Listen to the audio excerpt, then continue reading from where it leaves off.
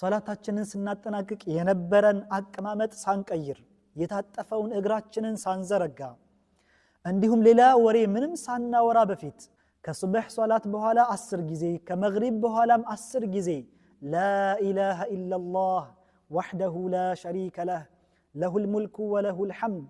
يحيي ويميت وهو على كل شيء قدير قالن 10 حسناዎች ይጻፉልናል 10 ትልልቅ ወንጀሎች ይማሩልናል 10 ደረጃም ከፍ እንላለን በዚያን እለት መጥፎ ከተባለ ነገር በአጠቃላይ አላህ ይጠብቀናል አላህ Subhanahu Wa Ta'ala በዚያን እለት ከሸይጣን ተንኮልም ይጠብቀናል